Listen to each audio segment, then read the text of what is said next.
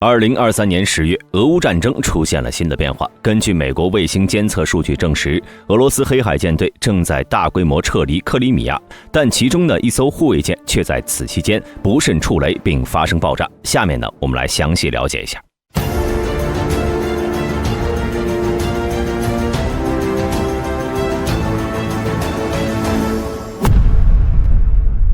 我们都知道最近一段时间，乌军对克里米亚周边展开了一系列的袭扰行动，这也给俄军造成了严重的损失。无人机、无人艇、巡航导弹的轮番打击，让俄军十分难受。先后有多个防空阵地和战舰被乌军打爆，这严峻的挫折也加剧了俄军撤退的动机。最终呢，由于俄军无法拦截乌军的袭击，决定将黑海舰队从克里米亚的塞瓦斯托波尔港转移到俄罗斯的新罗斯克港。根据美国卫星图片显示，俄军的各式舰艇正在撤离塞瓦斯托波尔，而他们撤退的目的呢是新罗西斯克，在黑海东侧，属于俄罗斯本土。此外呢，还有一艘大型登陆舰、2艘小型导弹发射舰和2艘亚历山大级新型扫雷舰已经逃到了费奥多西亚。费奥多西亚呢，仍然是在克里米亚半岛的东侧。虽然在这2个港口的停泊条件、码头设备以及对黑海的影响力度都远不如塞瓦斯托波尔，但至少这里相对安全。这种做法呢，虽然躲开了乌军的袭击，但却躲不开自家的水雷。当地时间10月12号，被占领的塞瓦斯托波尔，俄罗斯黑海舰队的主力舰22160型导弹护卫舰帕维尔德尔扎文号在塞瓦斯托波尔港外触雷后沉没。据称撞上的水雷还是黑海舰队自己布设的，目前伤亡情况不明。帕维尔德尔扎文号是2216型导弹护卫舰的3号舰，在2020年11月加入黑海舰队。据称，俄罗斯海军总计就只有4艘22160型导弹护卫舰，其舰载武器呢，包括了一门76毫米舰炮、多具榴弹发射器和多挺科尔德重机枪，舰上可以部署卡27PS 直升机、无人潜航器和无人机。该型护卫舰排水量仅1700吨，防空和反潜能力偏弱，甚至根本就没有安装防空系统。在俄乌战争爆发后，曾在后方直升机甲板临时安装了陆基道尔防空系统。不过在前期的对乌作战中呢，22160型导弹护卫舰也基本用不到防空系统，它只是充当了俄军的海基巡航导弹发射平台，具备发射口径巡航导弹的能力，在黑海舰队对乌克兰实施远程打击中发挥了重要作用。本以为这艘舰艇在撤离到后方后会迎来一轮修补，再度参战，但谁知道却闹出了被自家水雷炸毁的乌龙事件。关于俄乌战场上的水雷，其实早在刚开战不到2个月就有相关报道。2022年4月，土耳其海岸警卫队人员在博斯普鲁斯海峡发现了从黑海漂浮过来的水雷。这枚水雷呢，是来自于俄罗斯和乌克兰交战海域，也就是黑海的北部地区。从对水雷的检查结果可以看，这是一枚老式的锚雷，在风暴中呢，锚索断裂后变成了漂雷，顺流到了博斯普鲁斯海峡，这才引发了一场虚惊。而这则消息呢，也引起了人们对于黑海布雷情况的关注。实际上，在俄乌战争爆发之后呢，俄罗斯曾多次发表新闻，称乌克兰在敖德萨附近海域布雷，其中包括一些上世纪生产的老式锚雷。而海上的风暴呢，会破坏连接水雷的锚索，在风和水流的推动下，水雷在黑海西部自由漂流。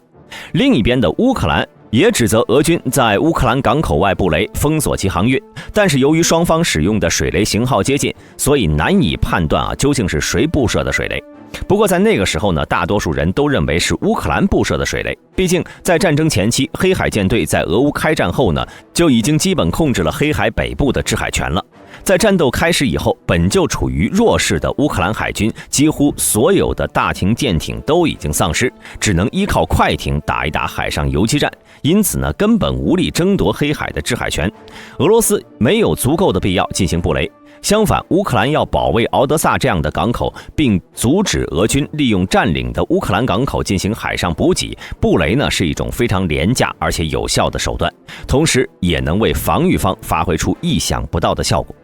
说起来布设水雷的技术要求很低，普通的滚装货船只要稍加改造就可以变成合格的布雷舰。而对于这种武器，俄军一时间呢也难以找到好的解决办法。而俄罗斯海军并不具备特别强的扫雷能力，也正是因为这些水雷的帮助，让前期占据优势的俄军并没有实施登陆行动。而到了2023年，俄乌双方的攻守态势已经逆转。乌克兰虽然依旧没有海军，但也可以通过自杀式无人艇对俄海军展开袭击。为了保障自家港口的安全，俄罗斯海军也开始像战争前期的乌克兰一样，在塞瓦斯托波尔港布设水雷防御阵，但最终呢，却不幸炸了自家的战舰。作为世界上有数的水雷库存大国，目前俄罗斯所拥有的水雷占了世界总量的1/2。二战以后，所有发生关于水雷的事件，有一半和俄制水雷有关。当前呢，俄系血统的现役水雷型号不下有30种，种类的有锚雷、沉底雷、飘雷，从触发水雷到非触发水雷，从箭步水雷到空投水雷等等等等。而这些水雷呢，也继承了俄系武器的狂野，以装药量大、破坏力强著称。比如80年代俄军装备的磁雷装药量就达到了近1吨，自航雷的装药量为480公斤，上浮雷的装药量达到350公斤，这在其他国家那是绝无仅有的。而且选用的炸药破坏威力相当于 TNT 的1.4到1.7倍。这就是为什么俄军的护卫舰在触雷之后会沉得那么干脆。只不过黑海大部分属于国际水域，而水雷战的成本较低，布设水雷呢又可以在长时间内构成威胁。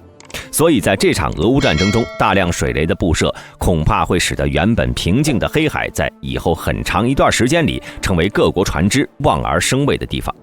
值得注意的是，据路透社报道，本月初悬挂土耳其国旗的卡夫卡梅特勒号货船在前往乌克兰伊兹梅尔港的途中，也不小心在罗马尼亚的苏利纳附近触雷了。不过土耳其海事局的消息人士告诉路透社记者，卡夫卡梅特勒号在触雷后只是轻微受损，没有船员伤亡，经检查后呢，已经继续前往目的地了。那么比起来呢，黑海舰队的运气似乎是有点太差了。说完了倒霉的黑海舰队，咱们再来了解一下在黑海舰队离开后，乌克兰对克里米亚的相关行动。最近呢，乌克兰国防部发布的消息显示，乌克兰武装部队使用改装后的 S-200防空导弹，击中了位于克里米亚战科伊地区的一个俄军秘密基地，造成了21名俄军精英突击队员死亡，16人受伤。仅 S-200防空导弹来说，福布斯早前就曾报道了乌克兰对它的改造。乌克兰从仓库里取出了过时的 S-200地对空导弹系统，接着呢，用 GPS 寻地器替换了 V860、880导弹重地指令指导单元，有效地将其改造为了地对地导弹。随后开始向俄罗斯境内的目标发射这些导弹，它们的射程呢也扩展到了300公里，完全有能力打击克里米亚地区。不过有意思的是啊，俄军这次被打击的这个秘密基地属于俄罗斯军情总局。袭击发生时呢，基地内的突击队员们正聚在一起吃晚饭，被来了个一锅端。虽然在袭击发生后，俄罗斯国防部宣称防空系统拦截了来袭的 S-200防空导弹，但电报频道验证了乌克兰方面的消息，并指出这次袭击很可能是因为内奸。消息人士称，俄罗斯军情总局在战科伊设置的这个基地极为隐蔽，被布置为普通的农舍，甚至连当地居民都不知道这里面的样子。而那些驻扎在该基地里的精英突击队员们，不仅在基地居住训练，还会被派往赫尔松和扎波罗热执行秘密任务。因此理论上来说呢，这个基地不可能被乌克兰军队发现，除非是当地居民发现了这个秘密基地，或者是自己人里面有叛徒，主动向乌克兰透露了基地的位置。毕竟先前乌军对克里米亚的几次打击中呢，大都是本着防空阵地去的，这些防空阵地能够被北约的侦察机看到，乌军也就有了信息来源。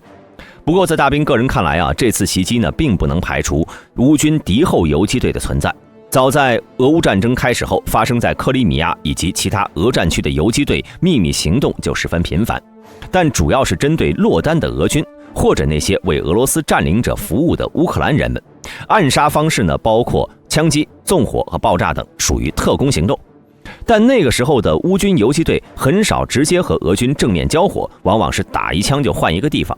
但现在情况不一样了，乌克兰军队手里面有多种远程打击武器，从最初的海马斯火箭炮、原点 U 近程弹道导弹，到英法援助的风暴阴影和斯卡普 E-G 巡航导弹，乌克兰军工企业也将 S-200防空导弹改装为了对地攻击版本，更别说改装后的海王星和雷霆2弹道导弹了。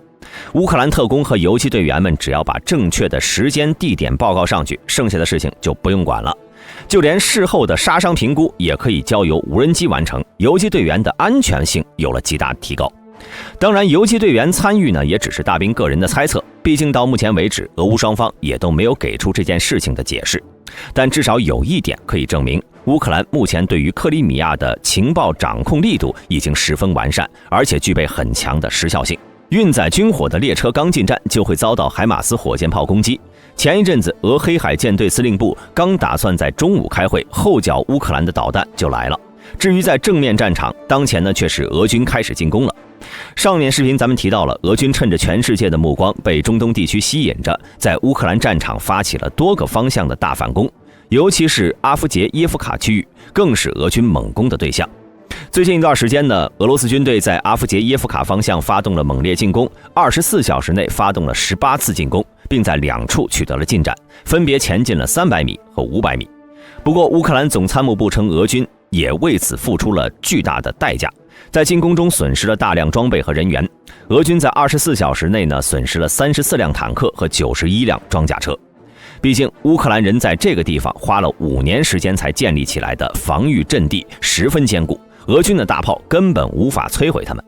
而值得注意的是，乌克兰主要军事情报局代表在10月12号报告说，乌克兰军队其实早就知道俄罗斯要在阿夫杰耶夫卡附近发动攻击。他们认为俄罗斯军队并没有足够的后备力量来对整个前线进行攻击，而且乌克兰的地雷正在减缓俄罗斯在该地区附近的推进，这表明乌克兰事先为袭击做准备了。